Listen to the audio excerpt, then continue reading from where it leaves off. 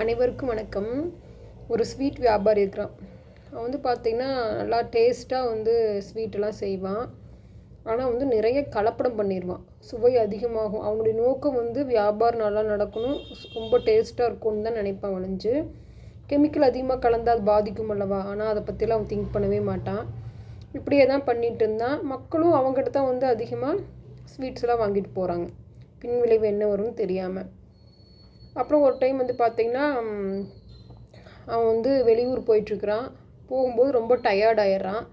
சரி பக்கத்தில் எங்கேயாச்சும் போய் தண்ணி வாங்கி குடிக்கலாம் அப்படின்னு சொல்லிட்டு ஒரு வீட்டுக்குள்ளே போகிறான். அங்கே வந்து ஒரு சிற்பி வந்து அழகாக சிலை செஞ்சிட்ருக்கிறாரு. அப்புறம் அவர்கிட்ட போய் தண்ணி கிடைக்குமா அப்படின்னு சொல்லி கேட்குறாரு. அவரும் தண்ணி கொடுக்குறாரு. கொஞ்சம் களைப்பாக இருக்குது, கொஞ்ச நேரம் இங்கேயே உட்காந்துக்கிறேன்னு சொல்லி கேட்குறாரு அந்த வியாபாரி. சிற்பியும் சரிங்க ஏன் உட்காந்துக்குங்க அப்படின்னு சொல்லி சொல்லும்போது சிற்பி செய்கிற வேலையை பார்த்துட்டே இருக்கிறாரு. சிற்பி அழகாக ஒரு சிலை வந்து செஞ்சிட்ருக்கிறாரு. அதே மாதிரி சிலை தான் பக்கத்தில் ஒன்று இருக்குது. இவர் என்ன கேட்குறாரு அப்படின்னா, நீங்கள் செய்கிற சிலையும் ஆல்ரெடி இருக்கிற சிலையும் ரெண்டும் ஒரே மாதிரி தான் இருக்குது. ஏன் 2 சிலை கேட்டாங்களா யாராச்சும் உங்ககிட்ட ஒரே மாதிரியா அப்படின்னு சொல்லி அந்த வியாபாரி கேட்குறாரு. உடனே சிற்பி என்ன சொல்கிறாரு அப்படின்னா, இல்லைங்க ஒரு சிலை தான்.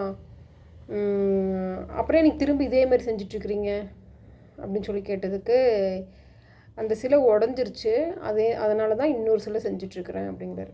இந்த வியாபாரிக்கு ஒன்றுமே புரியல. அந்த சிலையை நல்லா பார்க்குறாரு, நல்லா இருக்குது, உடைவெல்லாம் இல்லை. இல்லையே நல்லா தான் இருக்குது, நீங்கள் உடஞ்சிருக்குன்னு சொல்கிறீங்க. நல்லா பாருங்கள், அந்த சிலையோட மூக்கில் நுனியில் வந்து கீறல் இருக்குதுல்ல, கவனிக்கலையா நீங்கள் அப்படின்னு சொல்லி கேட்டதுக்கு அவர் நல்லா பார்க்குறாரு, மூக்கில் கீறல் இருக்குது. இந்த சிலை எங்கே வைக்க போகிறாங்க அப்படின்னு சொல்லி வியாபாரி கேட்குறாரு. கோயில் கோபுரத்தில் 40 அடி உயரத்தில் வைக்க போகிறாங்க.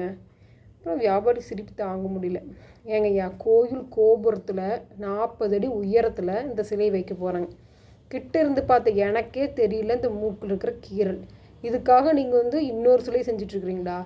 இது யார் கவனிக்க போகிறா? பேசாமல் கூட இதையே கொடுத்துடலாமல்ல, கஷ்டப்பட்டு மறுபடியும் இன்னொரு சிலை செஞ்சிட்ருக்குறீங்க அப்படின்னு சொல்லி வியாபாரி கேட்குறாரு. உடனே அந்த சிற்பி சொல்கிறாரு, ஐயா, நான் மற்றவங்களுக்காக வேலை செய்யலை, என் மனசாட்சிப்படி நான் வேலை செய்கிறேன். என் மனசாட்சிக்கு தெரியுமில்ல, அந்த கோயில் வழியாக கோயிலெல்லாம் கோபுரத்துலேருந்து 40 உயர சிலையெல்லாம் செஞ்ச பிறகு அந்த வழியாக நான் போனேன்னா அந்த சிலை பார்க்கும்போது எனக்கு தெரியுமில்லவா, மூக்கில் கீறல் இருக்குது, இப்படிப்பட்ட சிலை கொடுத்துட்டுமே, ஏமாற்றிட்டுமே, என் மனசாட்சி உறுத்துமில்லவா. நான் எந்த வேலை செஞ்சாலும் மற்றவங்களுக்காக செய்ய மாட்டேன், என் மனசாட்சிப்படி நான் செய்வேன் அப்படின்னு சொன்னோன்னே இந்த வியாபாரிக்கு ரொம்ப குற்ற உணர்ச்சி ரொம்ப அதிகமாகிடுது.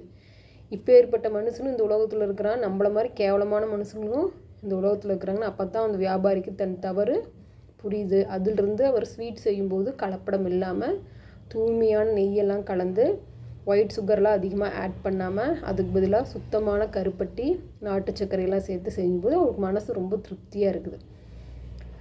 இந்த கதை உங்களுக்கு பிடிச்சிருந்துச்சுன்னா லைக் பண்ணிவிட்டு சப்ஸ்கிரைப் பண்ணிடுங்க.